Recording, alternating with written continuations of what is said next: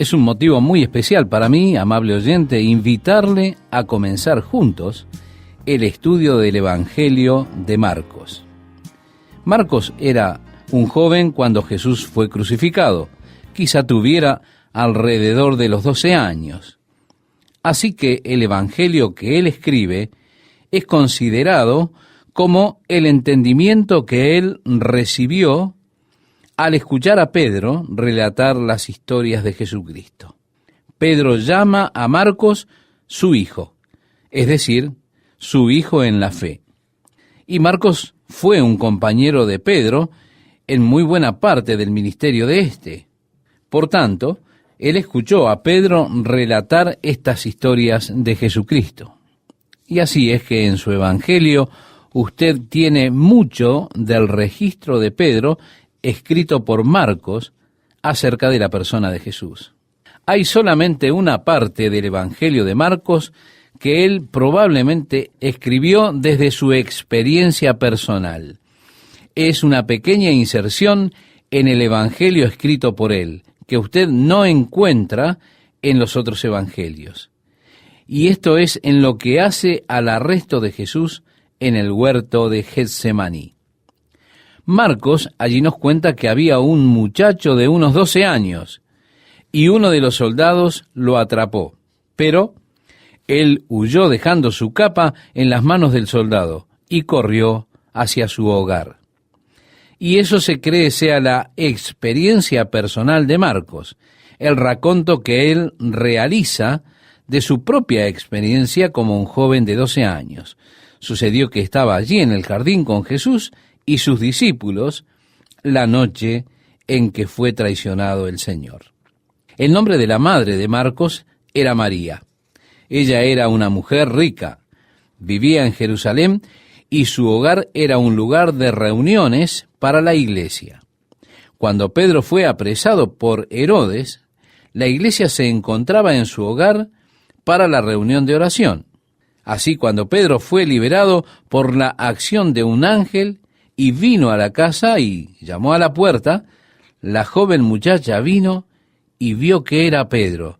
Estaba tan emocionada que ni siquiera le abrió la puerta, sino que corrió adentro a decirle a la gente, «Pedro está aquí».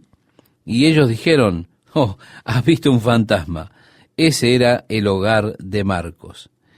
El nombre de su madre, reiteramos, era María, una mujer adinerada que vivió en Jerusalén.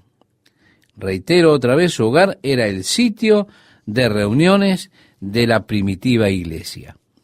El nombre del hermano de ella era Bernabé, y fue el compañero de Pablo en su primer viaje misionero. Marcos fue también con ellos en ese primer viaje misionero, pero Marcos les dejó. No sabemos por qué lo hizo. Hay alguna especulación de que Marcos estaba temeroso por ir a las áreas más hostiles de Asia, pero eso es solo una especulación. No sabemos por qué Marcos dejó a Pablo y a Bernabé en el primer viaje misionero. Pero fue evidente que Pablo se ofendió por su partida, de modo que cuando Bernabé y Pablo estaban prontos para salir en su segundo viaje misionero, Bernabé quería traer a su sobrino Marcos. Pablo objetó tenazmente debido a que los había abandonado con anterioridad. De allí que la discusión entre Pablo y Bernabé se volviese tan grande que hizo que Bernabé tomara a Marcos y se fuera hacia la isla de Chipre. Pablo, por su lado, tomó a Silas y se fue para Asia. Sin embargo, esta brecha entre Pablo y Marcos no duró mucho, porque Pablo hace mención de Marcos estando en Roma con él y ministrando a sus necesidades. Es probable que mientras Marcos estaba en Roma con Pablo, fue que escribió este evangelio. Es uno de los primeros evangelios escritos, y se piensa que se debe haber escrito antes del año 63 de nuestra era. Se cree que fue escrito por Marcos a los romanos. ¿Por qué? Porque él estaba con Pablo en Roma. Además, sabemos que siempre que trata de cualquiera de las costumbres judías, él se toma tiempo para explicarlas. lo cual no sería necesario si él le estuviese escribiendo a los judíos. Por eso es que se piensa que lo escribió este evangelio para los romanos. Allí Marcos es breve en su estilo, es decir, él no entra en muchos detalles, sino que brevemente relata las historias y por ello relata muchos más hechos. Más tarde, al escribir Pablo, él les pide que envíen a Marcos a él, con alguna de sus cosas. Y así es que él dice que Marcos ha sido un alivio y una ayuda para él. En definitiva, aquí tenemos el Evangelio según Marcos. Amable oyente, en la Biblia tenemos 3 comienzos. En el Evangelio de Juan leemos: en el principio era el Verbo era con Dios y el Verbo era Dios. En el libro de Génesis, el primer libro de la Biblia, en el capítulo 1, versículo 1, leemos: en el principio Dios creó los cielos y la tierra. Pero el Evangelio de Marcos comienza así: principio del Evangelio de Jesucristo, Hijo de Dios. Marcos no nos cuenta del nacimiento de Jesús. Él deja eso para Mateo y para Lucas. Marcos comienza su historia desde el bautismo de Juan.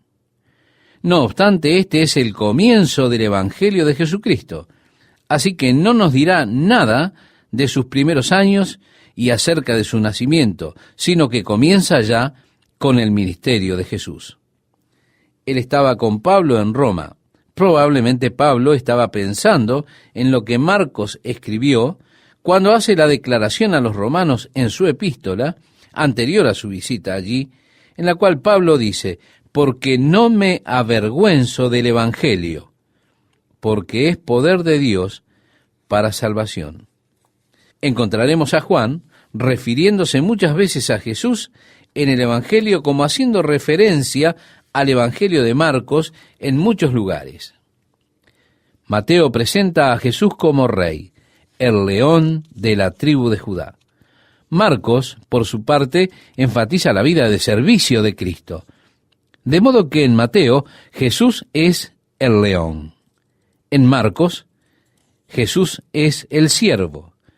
En Lucas, es el Hijo del Hombre. Y en el Evangelio de Juan, le vemos como el Hijo de Dios. Estos son varios aspectos y fases de la vida de Jesús que vemos en los Evangelios, estimado oyente. La traducción King James de la Biblia dice como está escrito en los profetas. Esto lo vemos en Marcos capítulo 1, versículo 2. Y él comienza en un principio citando textos de Malaquías. Luego salta a Isaías. Veamos cómo los utiliza. He aquí yo envío mi mensajero delante de tu faz, el cual preparará tu camino delante de ti, dice el verso 2. Esta cita, estimado oyente, es de Malaquías. Es una cita concerniente a Juan el Bautista, que vino como precursor de Jesús. Ahora está citando de Isaías.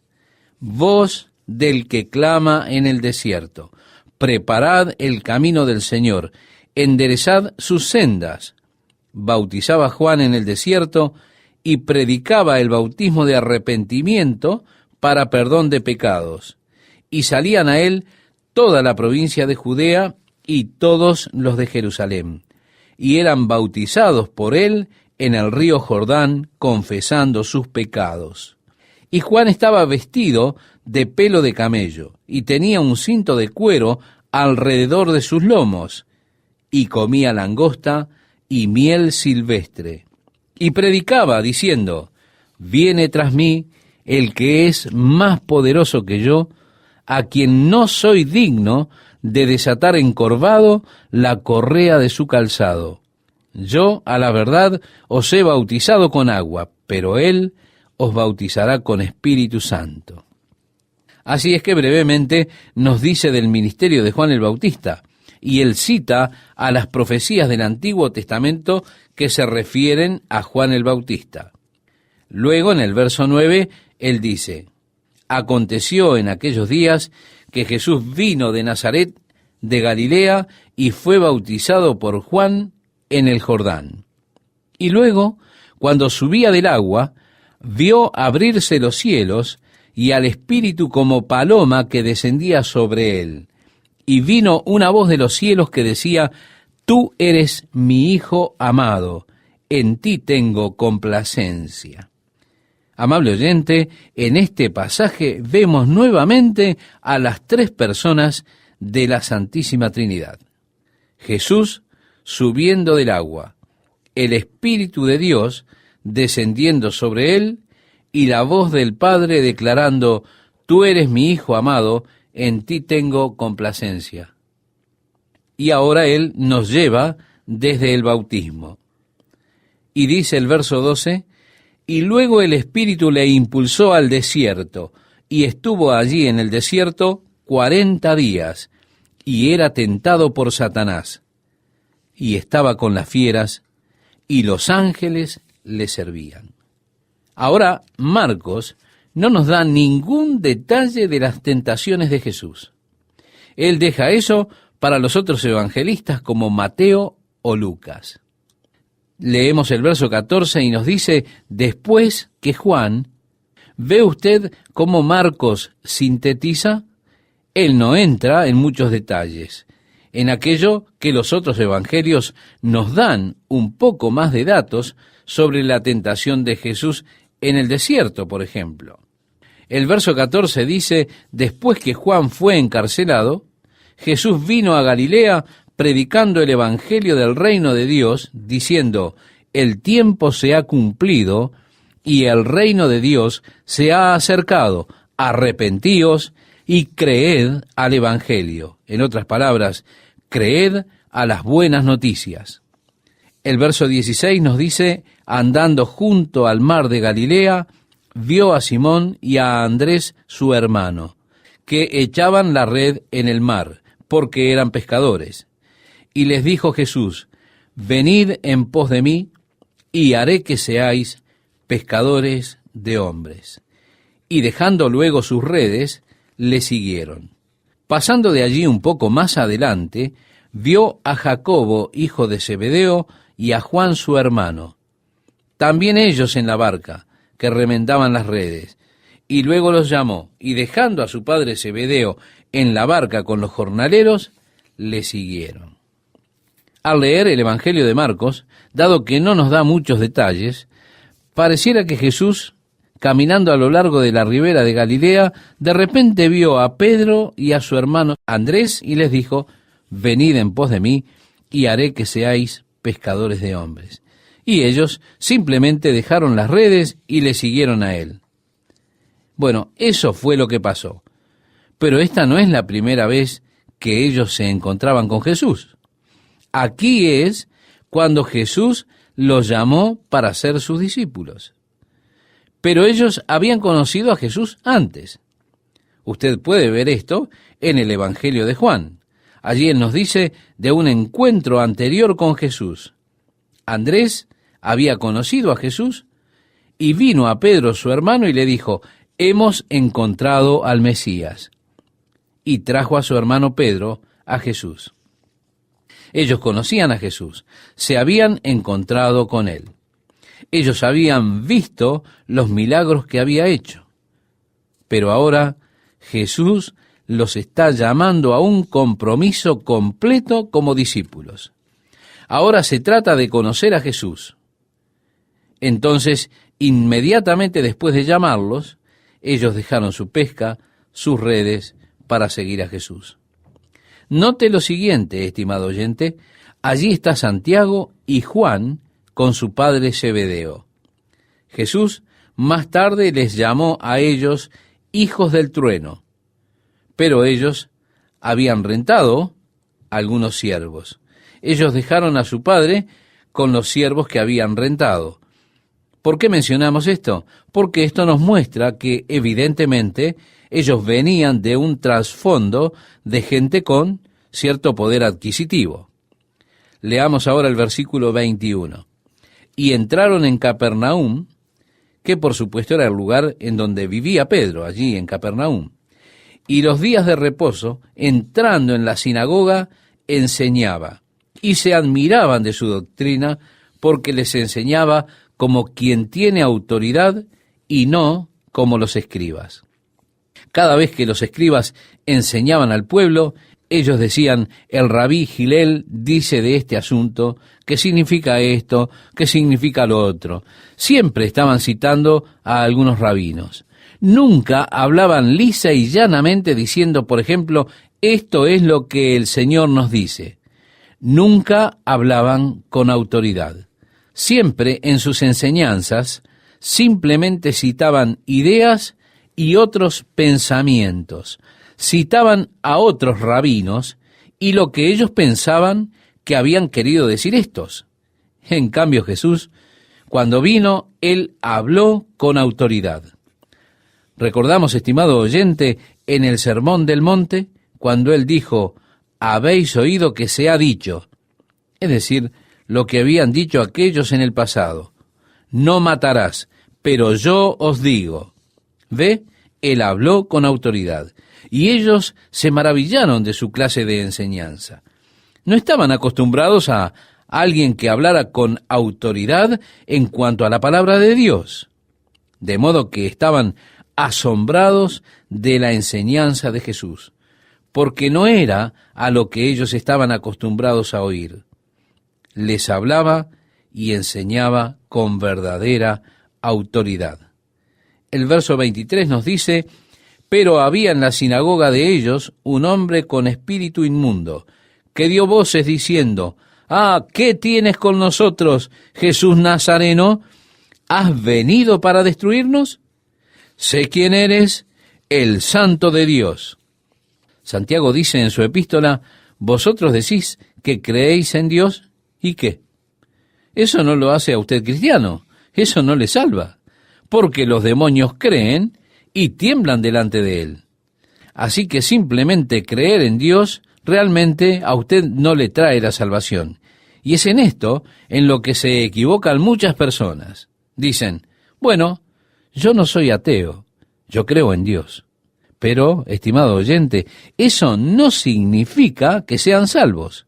Eso es simplemente una prueba de que usted no es un tonto, porque la Biblia enseña que, dijo el necio en su corazón, no hay Dios. Así que usted dice que cree en Dios, por ello yo creo que usted no es un necio. Pero en ninguna manera eso significa que usted ya sea salvo. La salvación, estimado oyente, viene por creer y por tener una relación vital con Jesucristo. Una relación con Jesucristo que cambia su vida. Dice la palabra de Dios, para que todo aquel que cree en Él no perezca, sino que tenga vida eterna. Esto en esta relación con Él que transforma su vida. Ahora, observe, este demonio clamando dijo, yo te conozco, sé quién eres el Santo de Dios. ¿Qué estás haciendo? ¿Estás viniendo a destruirnos? El demonio reconoció el poder de Jesús. Él aclamó a Jesús sabiendo que era el Hijo de Dios. Pero, observe, estimado oyente, ese demonio no será salvo. Es posible que usted reconozca el poder de Jesús y aclame que Jesús es el Hijo de Dios. Aun con todo eso, usted puede no ser salvo. Reitero, la salvación es una experiencia que cambia la vida al creer y estar en relación con Jesucristo. El verso 25 nos dice, pero Jesús le reprendió diciendo, cállate y sal de él, hablando con autoridad al demonio. Y el espíritu inmundo, sacudiéndole con violencia y clamando a gran voz, salió de él. Marcos hace mención de muchos casos de exorcismo realizados por Jesús, demostrando el poder que Jesús tenía sobre estos espíritus inmundos o sobre estos demonios. Hablaremos luego más acerca de ello cuando entremos en el 5º capítulo, en el hombre de la ciudad de Gadara. Ahora el verso 27 dice, y todos se asombraron de tal manera que discutían entre sí diciendo, ¿qué es esto? ¿Qué nueva doctrina es esta que con autoridad manda aún a los espíritus inmundos y le obedecen? Y muy pronto se difundió su fama por toda la provincia alrededor de Galilea. De pronto, alrededor del área de Galilea hay un rumor acerca de Jesús de Nazaret, sobre las cosas que él está haciendo, las cosas que él está diciendo. El verso 29 dice, al salir de la sinagoga, vinieron a casa de Simón y Andrés con Jacobo y Juan. Sabemos por la Biblia que Simón y Andrés tenían un hogar allí en Capernaum. Y dice a continuación, y la suegra de Simón estaba acostada con fiebre, y enseguida le hablaron de ella. Entonces él se acercó, la tomó de la mano y la levantó, e inmediatamente le dejó la fiebre, y ella les servía. Ve, estimado oyente, luego de ser sanada, ella les preparó una cena. ¿Qué tal, amigas, amigos? Espero que hayan disfrutado del programa de introducción al Evangelio de Marcos que tuvimos en la audición anterior. Ahora entramos al estudio del Evangelio de Marcos en el pasaje que nos citara Esteban. En el capítulo 1, versículo 16, leemos: andando junto al mar de Galilea, vio a Simón y a Andrés su hermano, que echaban la red en el mar, porque eran pescadores. Y les dijo Jesús, venid en pos de mí, y haré que seáis pescadores de hombres. Y dejando luego sus redes, le siguieron. Pasando de allí un poco más adelante, vio a Jacobo, hijo de Zebedeo, y a Juan su hermano, también ellos en la barca que remendaban las redes. Y luego los llamó, y dejando a su padre Zebedeo en la barca con los jornaleros, le siguieron. Y entraron en Capernaum, y los días de reposo, entrando en la sinagoga, enseñaba, y se admiraban de su doctrina, porque les enseñaba como quien tiene autoridad, y no como los escribas. Pero había en la sinagoga de ellos un hombre con espíritu inmundo que dio voces, diciendo, «Ah, ¿qué tienes con nosotros, Jesús Nazareno? ¿Has venido para destruirnos? Sé quién eres, el Santo de Dios». Pero Jesús le reprendió diciendo, «Cállate y sal de él». Jesús le hablaba a los demonios con autoridad. Y leemos el verso 26, y el espíritu inmundo, sacudiéndole con violencia y clamando a gran voz, salió de él. Marcos hace mención de muchos casos en que Jesús hizo exorcismos, demostrando así el poder que él tenía sobre estos espíritus inmundos o demonios.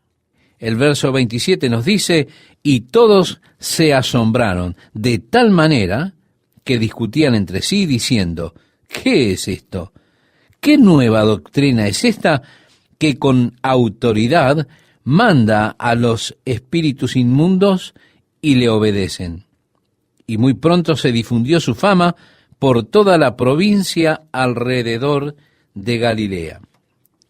Así que pronto en los alrededores del área de Galilea hubieron comentarios acerca de Jesús de Nazaret, de las cosas que él hacía y de las cosas que él decía. El verso 29 nos dice, al salir de la sinagoga, vinieron a casa de Simón y Andrés con Jacobo y Juan. Hemos visto que Simón y Andrés tenían su casa allí en Capernaum. Y la suegra de Simón estaba acostada con fiebre, y enseguida le hablaron de ella. Entonces él se acercó, la tomó de la mano y la levantó, e inmediatamente le dejó la fiebre, y ella les servía. Es decir, que luego de ser sanada, ella les preparó la cena. Note en el verso 30, estimado oyente, si me acompaña en la lectura, nos dice, cuando llegó la noche, luego que el sol se puso, le trajeron todos los que tenían enfermedades y a los endemoniados. No diablos, en plural, porque diablo hay uno solo. Esta es la palabra que en griego se traduce demonios. Y el verso 33 dice, y toda la ciudad se agolpó a la puerta, y sanó a muchos que estaban enfermos de diversas enfermedades, y echó fuera muchos demonios, y no dejaba hablar a los demonios porque le conocían. Realmente un día muy ocupado. Era el comienzo del ministerio de Jesús. Él comenzó en la mañana con este hombre que tenía un espíritu inmundo y se manifestó cuando Jesús estaba enseñando en la sinagoga. Así es que vemos a este hombre con espíritu inmundo alzando su voz y luego siendo librado. Durante todo el día comenzaron a traerle personas para ser sanadas. Durante las horas de la tarde, ¿a qué hora? No lo sabemos. Y toda la ciudad se agolpó a la puerta. Usted dirá, hombre, qué día agobiante. Mejor vamos a dormir hasta mañana. Podemos pensar que él está espiritualmente cansado. Pero nosotros leemos en el verso 35 que dice, levantándose muy de mañana, siendo aún muy oscuro, salió y se fue a un lugar desierto y allí oraba. Es interesante que el concepto de Jesús de renovar sus fuerzas y de refrescarse no era dormir. Muy por el contrario, era levantarse antes que los demás y comunicarse con el Padre. Allí él obtenía sus fuerzas de la oración. No conozco mayor evidencia de nuestra necesidad de orar que el hecho de que Jesús oraba. Siendo el Hijo de Dios, él recurría a la oración para la fortaleza, para la guía, para su propia vida. Y si él, estimado oyente, siendo el Hijo de Dios, tuvo la necesidad de orar, ¿cuánto más nosotros necesitamos la oración? Si él vio la necesidad de levantarse temprano para orar, ¿cuánto más nosotros debemos darnos cuenta de nuestra necesidad de orar? Qué importante es la oración para la vida espiritual del creyente, ¿verdad? El verso 36 dice, y le buscó Simón y los que con él estaban, y hallándole le dijeron, todos te buscan. Bueno, así es que más tarde, cuando los demás ya se habían levantado, Jesús se había ido. Pero ahora en este momento había una multitud de personas frente a la puerta esperando. Y cuando Simón y los otros le hallaron, le dijeron, hey, todos te están buscando. Él les dijo, vamos a los lugares vecinos, para que predique también allí, porque para esto he venido. Y predicaba en las sinagogas de ellos en toda Galilea y echaba fuera los demonios. Nuevamente Marcos hace mención al hecho de que él echaba fuera demonios. Es importante que lo note usted, que note que esta es la cuarta vez que Marcos hace énfasis especial en este hecho. El verso 40 al 45 nos dice, vino a él un leproso rogándole, e hincada la rodilla le dijo, si quieres, puedes limpiarme. Y Jesús, teniendo misericordia de él, extendió la mano y le tocó y le dijo, quiero, sé limpio. Y así que él hubo hablado, al instante la lepra se fue de aquél y quedó limpio. Entonces le encargó rigurosamente y le despidió luego y le dijo, mira, no digas a nadie nada, sino ve, muéstrate al sacerdote y ofrece por tu purificación lo que Moisés mandó, para testimonio a ellos.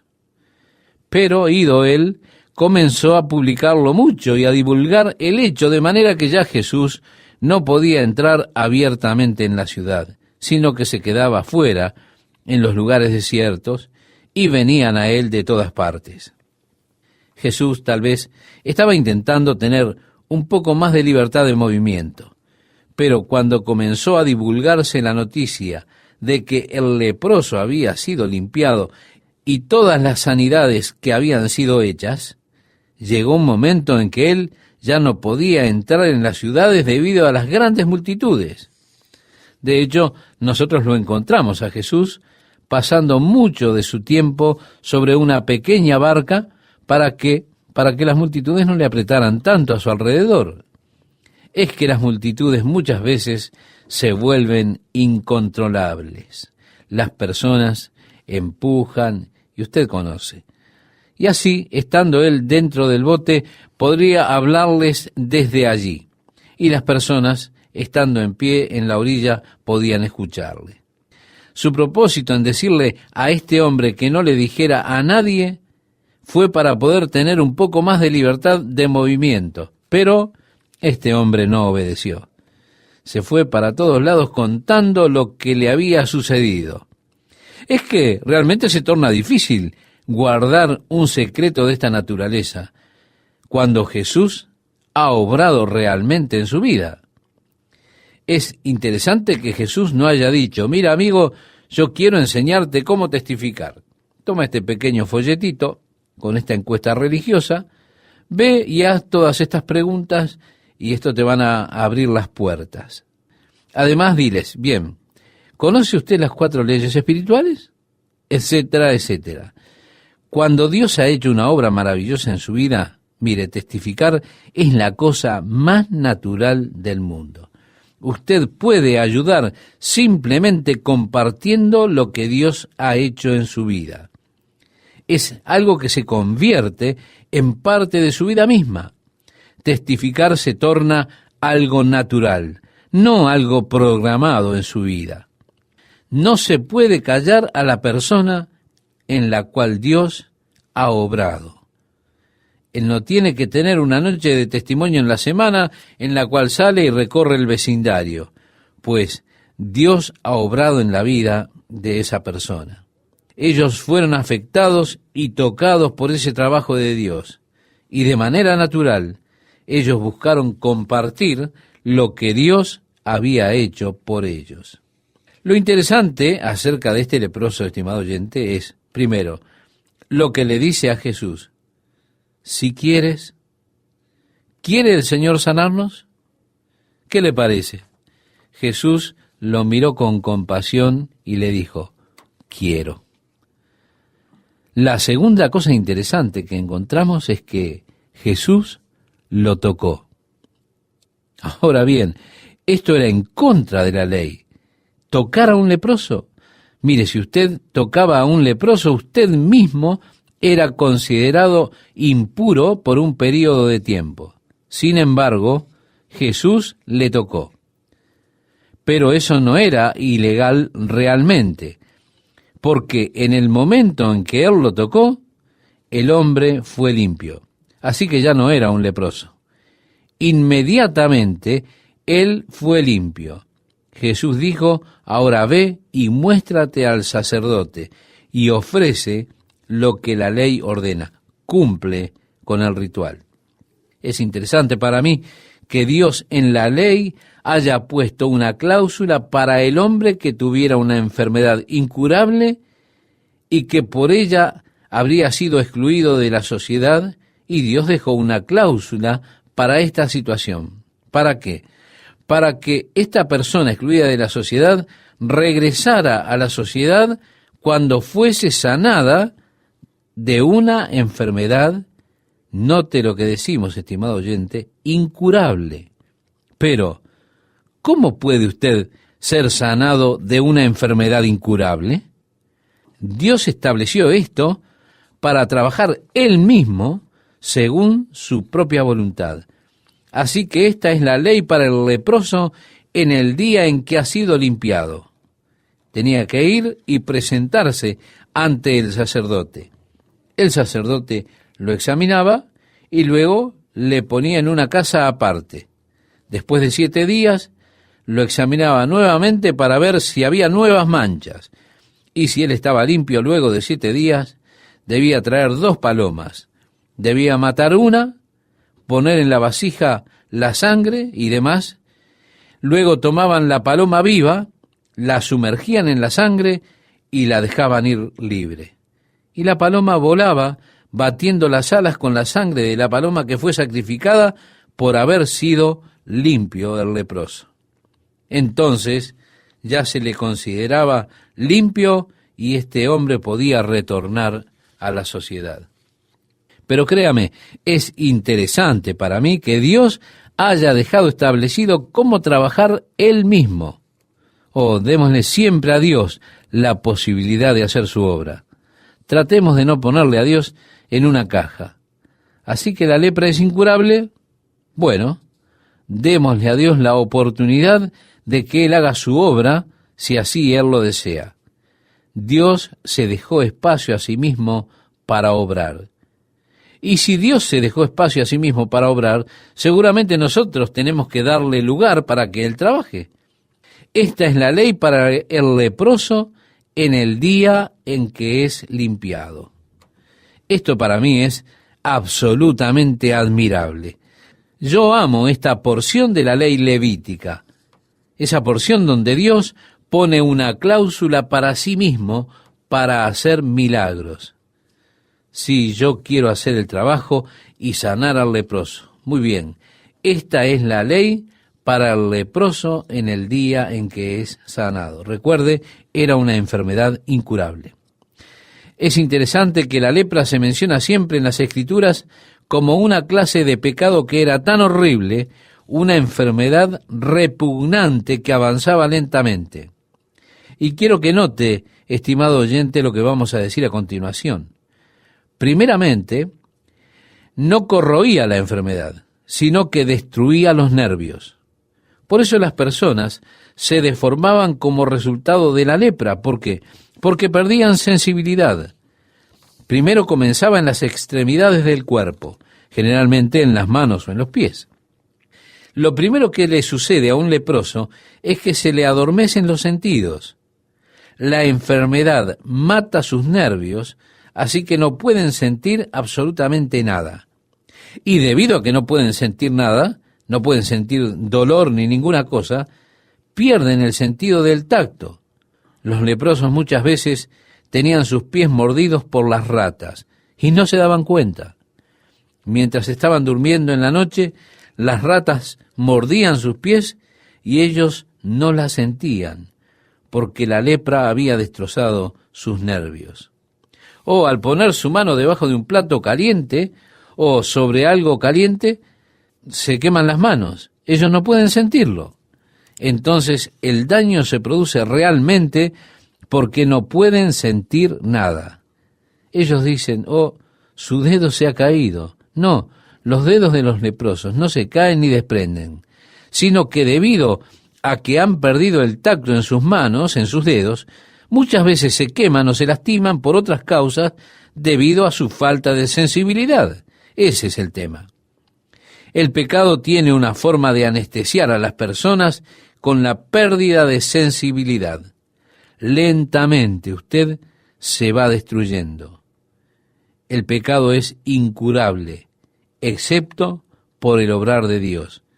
Así que Jesús dice, quiero, sé limpio, ve, muéstrate al sacerdote. Ahora bien, en el capítulo 2 de Marcos, en el versículo 1 y versículo 2 leemos, entró Jesús otra vez en Capernaum después de algunos días y se oyó que estaba en casa. E inmediatamente se juntaron muchos, de manera que ya no cabían ni aun a la puerta, y les predicaba la palabra. Mire, oyente, me gusta esto. ¿Qué más había allí para predicar? Bueno, hoy día todo lo que usted tiene que hacer es encender el televisor o la radio y encontrará que hay allí muchas cosas siendo predicadas. A menudo lo que se relatan son experiencias, pero cuán importante es que solamente prediquemos la palabra de Dios. Seguimos leyendo, ¿me acompaña? este hermoso pasaje del Evangelio de Marcos. Nos dice, entonces vinieron a él unos trayendo un paralítico que era cargado por 4. Y como no podían acercarse a él a causa de la multitud, descubrieron el techo de donde estaba y haciendo una abertura, bajaron el lecho en que yacía el paralítico. Así que Jesús estaba sentado allí en la casa, pero el lugar estaba abarrotado de personas. Afuera usted ni siquiera podía acercarse a la puerta debido a la multitud. Pero aquí vienen estos 4 hombres cargando a un amigo que estaba paralítico. Ellos estaban desesperados por ver a Jesús. Y no siendo capaces de acercarse a la casa, ellos probablemente treparon hacia el techo por algún lugar, levantaron al paralítico e hicieron un hueco en el techo. Y mientras Jesús estaba allí hablando, piense, de repente aparece este hombre en una camilla frente a él. Y dice en el capítulo 2, verso 5, al ver Jesús la fe de ellos, dijo al paralítico, hijo, tus pecados te son perdonados. Sería bueno que usted imagine a estas alturas, a estos 4 amigos, cómo habrán quedado decepcionados. Porque dirían, Señor, nosotros no lo hemos traído para que él sea salvo, lo hemos traído para que sea sano. Pero Jesús se está ocupando en primer lugar de lo que es más importante. Me gustaría preguntarle a usted, ¿qué es lo más importante realmente? ¿La salvación de una persona o la sanidad de esa persona? En realidad nos damos cuenta que lo más importante para cualquier hombre es su salvación. Mire, es mejor entrar al cielo mutilado que irse enterito al infierno.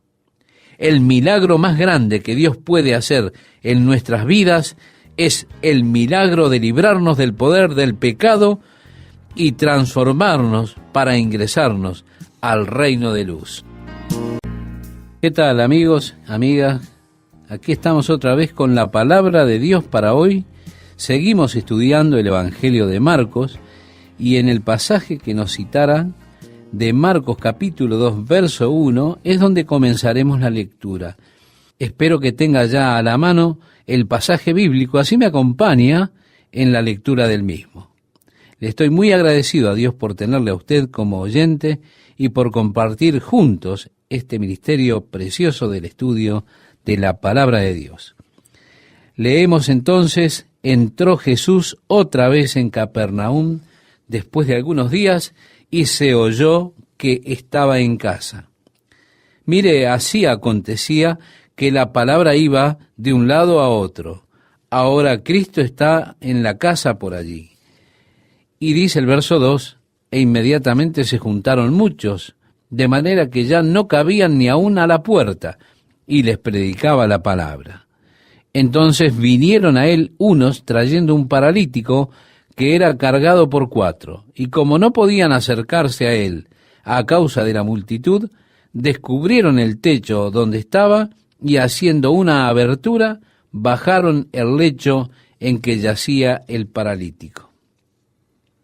Así es que Jesús estaba sentado allí en la casa, estimado oyente. El lugar estaba repleto. Mire, aún fuera de la casa, seguramente usted no se podría acercar debido a la multitud de personas en aquel lugar. Pero aquí vienen 4 personas trayendo a un amigo que estaba enfermo de parálisis. Ellos estaban desesperados por ver a Jesús. Y no pudiendo acercarse a la casa, probablemente fueron por alrededor, treparon al techo, elevaron al hombre y comenzaron a sacar las tejas, o lo que fuera que hubiese allí. Y como Jesús estaba hablando sentado, de pronto bajaron a este hombre sobre una camilla, descendiendo frente mismo a Jesús.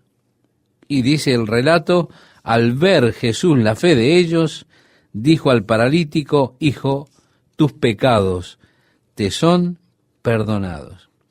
Como comentábamos en el programa anterior, yo me imagino que estos 4 amigos se deben haber quedado muy decepcionados, quizá diciendo: Señor, no lo trajimos para que se salve, lo trajimos para que lo sanes.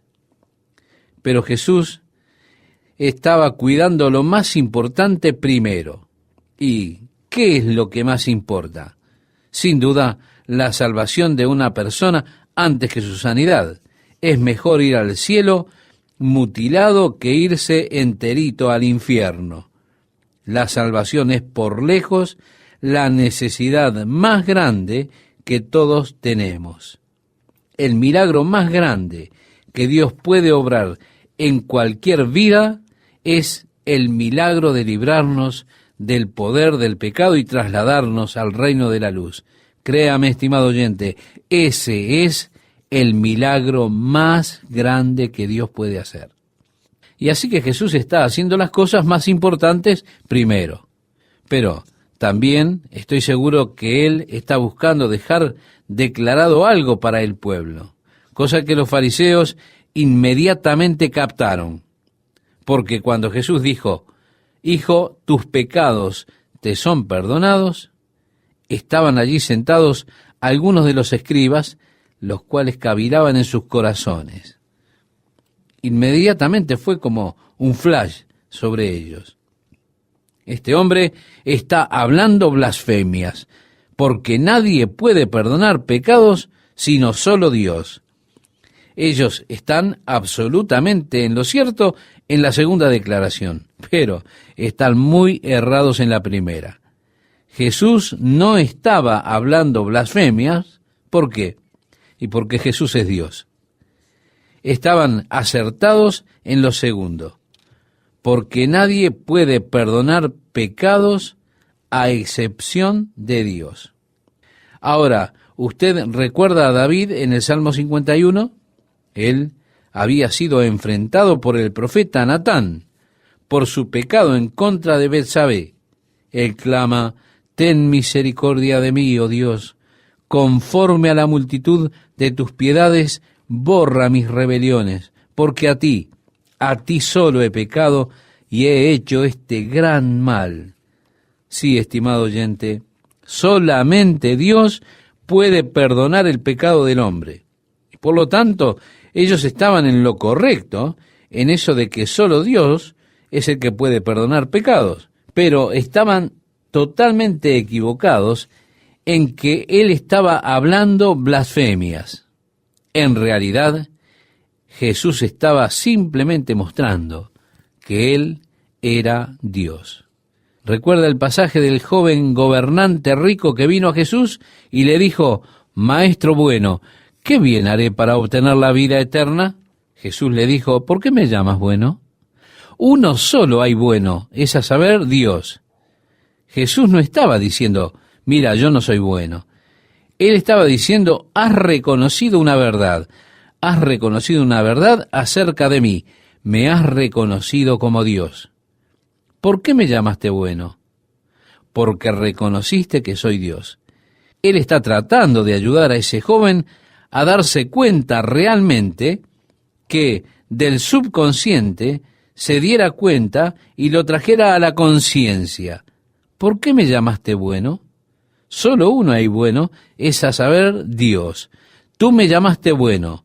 ¿Por qué? Porque soy Dios. Ahora, aquí nuevamente hay una afirmación. Jesús sabía, que solamente Dios puede perdonar pecados. Y él estaba actuando en su naturaleza divina cuando dijo: Hijo, tus pecados te son perdonados. Pues Jesús sabía que esto se levantaría en las mentes de aquellos fariseos. El verso 8 nos dice: y conociendo luego Jesús en su espíritu, que cavilaban de esta manera dentro de sí mismos, les dijo: ¿por qué caviláis así en vuestros corazones? ¿Qué es más fácil? ¿Decir al paralítico: tus pecados te son perdonados? ¿O decirle: levántate, toma tu lecho y anda? Ahora bien, nosotros también hacemos esta pregunta: ¿qué es más fácil decir? Bueno, usted puede decir lo que quiera, Pero para probar que lo que dijo es verdad, sería difícil probar que cuando usted dice sus pecados son perdonados, realmente lo son. ¿Por qué? Porque no hay ninguna señal externa visible que podamos discernir de que le han sido perdonados los pecados a una persona. Pero el hecho de decir, toma tu lecho y anda, marca una línea que es difícil de ver porque usted puede probar rápidamente si hay o no algún poder en las palabras que ha hablado. Si usted dice, toma tu lecho y anda, pero el sujeto queda aún tendido, usted queda expuesto a la vergüenza, en un apuro, como que lo que ha hecho es un fraude. Pero si usted dice, toma tu lecho y anda, y el sujeto se levanta y comienza a caminar, entonces es bastante obvio que tiene gran poder. Por lo tanto, Jesús dijo, pues para que sepáis que el Hijo del Hombre tiene potestad en la tierra para perdonar pecados, dijo al paralítico, a ti te digo, levántate, toma tu lecho y vete a tu casa. Entonces él se levantó enseguida y tomando su lecho, salió delante de todos, de manera que todos se asombraron y glorificaron a Dios diciendo, nunca hemos visto tal cosa. Es realmente glorioso. Todos se asombraron y glorificaron a Dios. Recuerda, estimado oyente, que Jesús había dicho ya en el Sermón de la Montaña aquellas palabras, que tu luz brille delante de los hombres para que cuando vean vuestras obras, glorifiquen a vuestro Padre que está en los cielos. Mire, hay dos maneras en que usted puede dejar su luz brillar. Hay dos maneras por las cuales se puede hacer una obra. Usted puede dejar su luz brillar de modo que cuando los hombres vean sus obras digan, oh, qué persona grandiosa es. ¿No es maravilloso este hombre? Es realmente grandioso. Y entonces usted estará atrayendo la atención y la alabanza para usted mismo. O simplemente puede dejar su luz brillar para que cuando los hombres vean las buenas obras digan, oh, ¿no es grandioso Dios? ¿No es bueno Dios? Así es que Jesús está haciendo la obra en tal forma que las personas glorificaban a Dios. Ese es el modo en que deberíamos hacer nosotros nuestras obras, hacerlas de tal modo que no atraigamos la atención a nosotros mismos, sino a Dios. De algún modo, mire, en esta naturaleza mía que es perversa, yo siempre deseo atraer la atención hacia mí. Cuando era chiquito, solía salir al patio escolar con mi pelota de fútbol, y allí salía con ella debajo de mi brazo, y empezaba a correr con todo el equipo.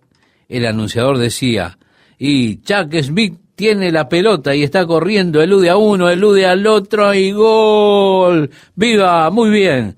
Todo el mundo festejaba, gritaba, y yo caminaba por allí escuchando los comentarios, se da cuenta, ¿no? Tenía 4 o 5 años cuando hacía esto, así que fue natural cuando crecí que continué con el fútbol y demás, viviendo para esa algarabía de la multitud, viviendo de los festejos de las gentes, cumpliendo mis primeras fantasías. Es algo dentro de la naturaleza nuestra, es algo que está allí dentro de esa vieja naturaleza del hombre. Ahora, cuando venimos a Jesucristo, debemos considerar al viejo hombre como muerto con Cristo, para que así estemos vivos para Dios.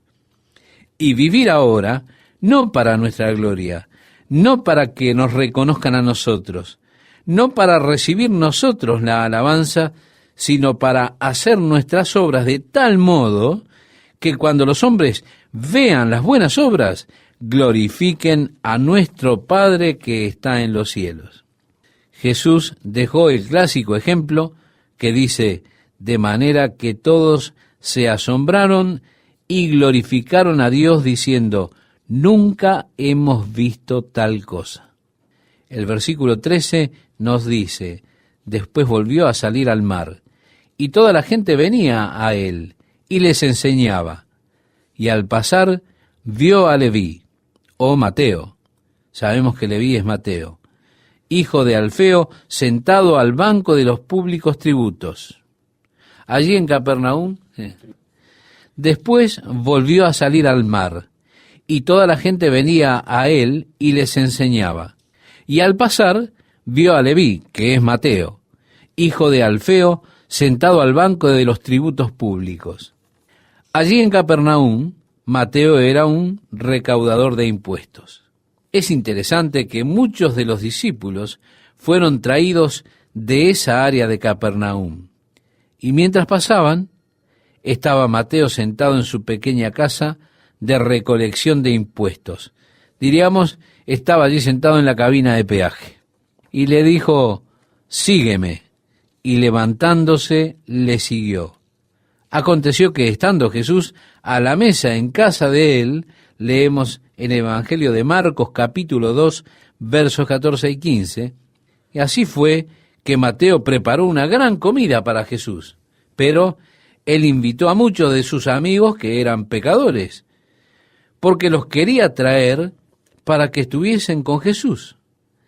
Es interesante que los evangelios nos dicen que Mateo fue el que preparó esa cena para Jesús. En Mateo nos dice simplemente de la cena, pero no nos dice que fuera él el anfitrión. El otro evangelista señala que Mateo fue el anfitrión de la cena. Seguimos leyendo, si me acompaña, estimado amigo, estimada amiga, este pasaje tan hermoso de Marcos nos dice, muchos publicanos y pecadores estaban también a la mesa juntamente con Jesús y sus discípulos, porque había muchos que le habían seguido. Y los escribas y los fariseos, viéndole comer con los publicanos y con los pecadores, dijeron a los discípulos, ¿qué es esto, que él come y bebe con los publicanos y pecadores? Ahora usted tiene que entender que en la cultura hebrea, y debe entender esto para comprender el enfado y la conmoción que provocó esto, de acuerdo al concepto cultural, si usted se sentaba a comer con alguien, usted se hacía uno con esa persona. Porque vea usted tiene un mismo tipo de sopa, un mismo pan sobre la mesa, y no tenían cuchillos ni tenedores. Toda esa clase de cosas que nosotros hoy tenemos para poder comer. Entonces simplemente tomaban el pan, le quitaban un pedazo, luego lo sumergían en un recipiente de sopa común para todos y de allí lo comía. Sabemos que mientras comemos, nuestro cuerpo está asimilándolo y eso se vuelve parte del cuerpo, se vuelve parte de mí. Pues el mismo pan se está volviendo parte de usted. Así que místicamente nos estamos volviendo parte uno del otro. Estamos volviéndonos uno con el otro cuando comemos juntos. Me vuelvo uno con usted cuando como con usted. Esto es por lo cual los judíos jamás comerían con un gentil o con un pagano. Ellos no querían volverse uno con un gentil. Así que cuando Jesús estaba comiendo con estos publicanos y pecadores, en su mente cultural, él se estaba volviendo uno con los pecadores. Ahora, la Biblia nos dice, al que no conoció pecado, por nosotros lo hizo pecado, para que nosotros fuésemos hechos justicia de Dios en él. Sí, estimado amigo, él se identificó con nosotros para redimirnos. Y así fue que ellos se asombraron y dijeron, ¿cómo es que él está comiendo con publicanos y con pecadores? Al oír esto Jesús les dijo, los sanos no tienen necesidad de médico, sino los enfermos. No he venido a llamar justos, sino a pecadores. Y los discípulos de Juan y los de los fariseos ayunaban. Y vinieron y le dijeron, ¿por qué los discípulos de Juan y los de los fariseos ayunan y tus discípulos no ayunan? Jesús les dijo, ¿acaso pueden los que están de bodas ayunar mientras está con ellos el esposo? entre tanto que tienen consigo al esposo, no pueden ayunar. Pero vendrán días cuando el esposo les será quitado, y entonces en aquellos días ayunarán. El ayuno es un rito espiritual en el cual hay una negación a la carne. Es una especie de autonegación o automortificación, si quiere llamarle así. Es una parte de negarse a uno mismo. Mientras Jesús estaba con sus discípulos, Él no les mandó a ayunar como un rito espiritual. Él dijo, entre tanto que tienen consigo al esposo, no pueden ayunar. Pero vendrán días cuando el esposo les será quitado, y entonces en aquellos días ayunarán. Mire, en el Antiguo Testamento leemos que Daniel ayunó afligiéndose él mismo mientras esperaba en Dios y oraba. El compromiso de Daniel fue de no beber vino, no comer carne ni postres. Así que hay muchas cosas a las que usted se puede negar. Hay diferentes tipos de ayunos en los cuales uno se puede involucrar con total abstinencia, beber agua solamente, mantener alto el nivel de líquido en su cuerpo o simplemente negarse a ciertas cosas por un periodo de tiempo, al negarse a la carne para orar y esperar en Dios. La oración y la palabra, estimado oyente, alimentan el espíritu tal como el alimento sustenta al cuerpo. Nosotros somos extremadamente fieles en alimentar el cuerpo. Cuidamos que tenga sus 3 comidas diarias, pero con frecuencia somos muy descuidados en cuanto a alimentar el espíritu. La Biblia dice que la carne lucha contra el espíritu y el espíritu en contra de la carne, de modo que frecuentemente la carne prevalece sobre el espíritu. Bueno, es bastante obvio, pero ¿por qué? Porque soy tan fiel en alimentar la carne y tan negligente en alimentar el espíritu. Así que ayunar y orar son algo inverso a lo normal. Comienzo a negarme a alimentar la carne y me tomo tiempo para alimentar el espíritu. Mi espíritu comienza a volverse fuerte y me vuelvo victorioso. De modo que allí es donde el ayuno entra, y ese es el verdadero propósito del ayuno.